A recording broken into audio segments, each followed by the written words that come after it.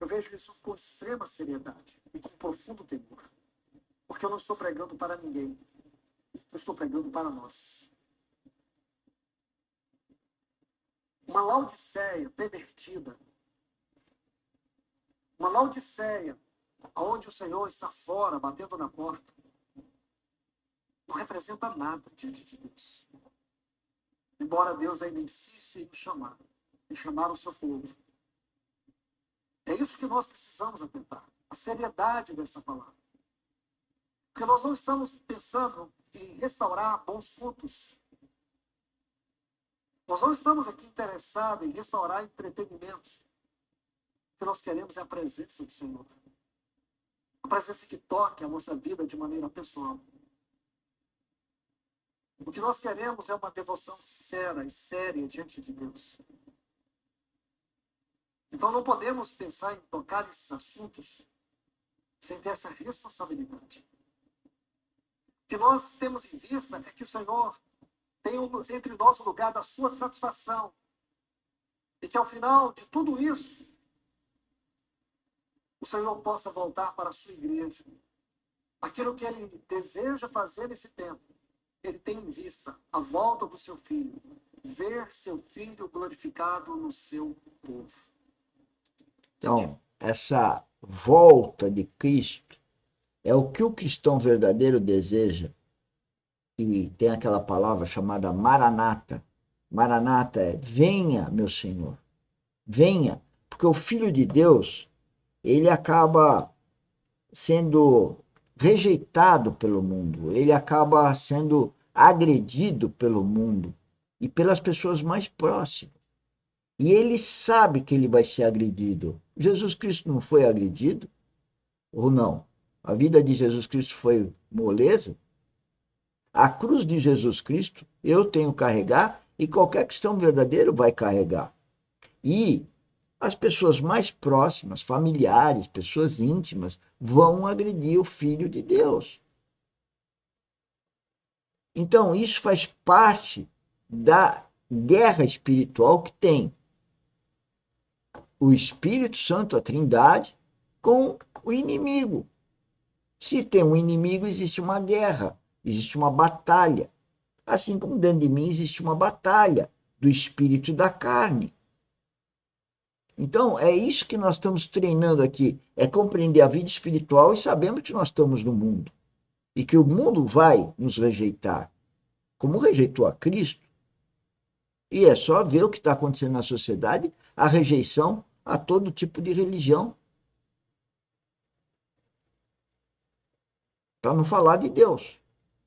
Bom, vamos continuar ouvindo aqui. Maranata, que Jesus Cristo venha o quanto antes, porque realmente é difícil a gente viver num mundo onde todo mundo está apedrejando a gente. Tá bom? Isso não é se colocar como vítima. Isso é conhecimento, é discernimento espiritual. É isso que nós estamos falando. É sobre isso que nós estamos estudando. Não é vendo história. É vendo as nossas necessidades. Então, meus amados irmãos e irmãs, Esdras capítulo 5, versículos 1 e 3. E tudo que ele fala está escrito na Bíblia e vale para os dias de hoje. Aqui nós vamos para a segunda parte da história do livro de Esdras. Ora, os profetas Ageu e Zacarias, filho de Ido, profetizaram aos judeus que estavam em Judá e em Jerusalém, em nome do Deus de Israel, cujo espírito estava com eles. Então se dispuseram Zorobabel, filho de Sealtiel, e Jesua, filho de Josadaque, e começaram a edificar a casa de Deus, a qual estava em Jerusalém. E com ele os referidos profetas de Deus que os ajudavam. Nesse tempo veio a eles Tatenai, governador daquém do Eufrates, aquela região onde está o Iraque hoje. E Setar Bozenai e seus companheiros, e assim lhes perguntaram: quem vos deu ordem para reedificar esta casa e restaurardes este muro? Por favor, agora vamos para o capítulo Veja que ele está 6, lendo a versículo palavra, 14. depois ele vai, vamos dizer, interpretar o que está lá com base na própria palavra, não é da cabeça dele. Os anciãos dos judeus iam edificando e prosperando em virtude do que profetizaram os profetas Ageu e Zacarias.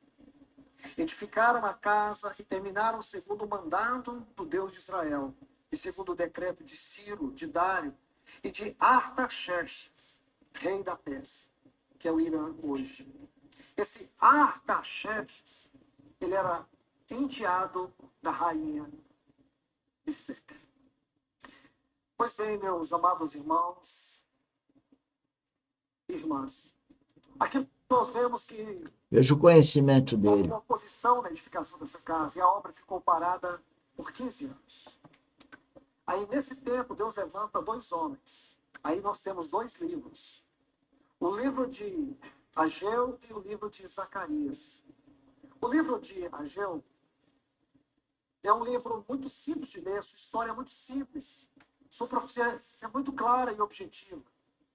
Já o livro de Zacarias é um livro que se parece muito com o Apocalipse, porque ele é escrito através de metáforas, de figuras.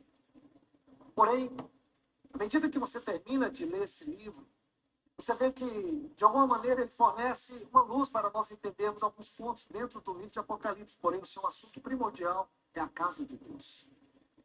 Ele fala da restauração da casa. Da mesma forma que fala o livro de Ageu. Então, nos 2 capítulos de Ageu, nós vamos ver o assunto de forma objetiva. Já no livro de Zacarias, nós veremos o assunto de forma subjetiva, porém escrito em forma, numa linguagem metafórica. E aqui, meus irmãos, nós precisamos nos deter, porque o grande anseio do Senhor hoje é a restauração do seu testemunho no meio do seu povo. Então vejam que lá atrás, né, o problema era o mesmo, né?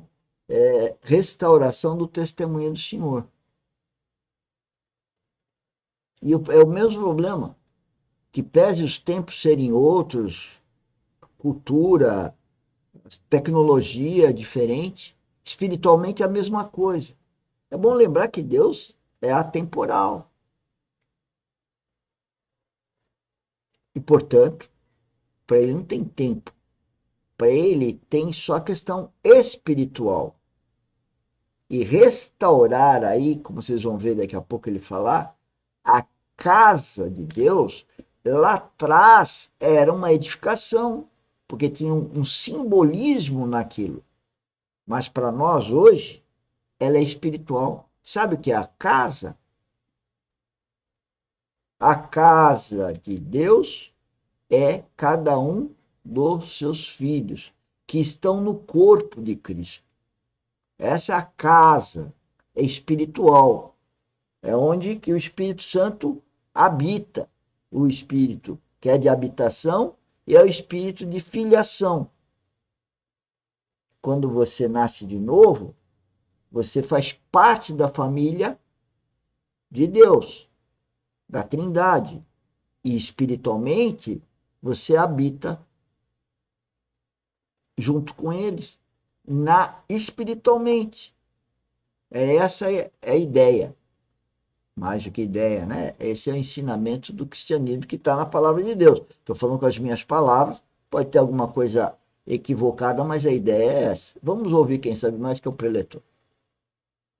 Ao longo dos anos, assim como o inimigo colocou oposições, que essa obra ficou parada por 15 anos, o inimigo tem colocado ao longo dos séculos tantas oposições, tantos obstáculos para a restauração da casa de Deus.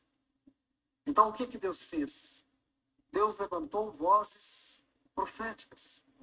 Qual é o papel do ministério profético? Expressar a mente do Senhor. Expressar a mente do Quando Senhor. a mente de Deus é perdida no meio do seu povo. Tá vendo? Mente. Como que eu sei a mente de Deus?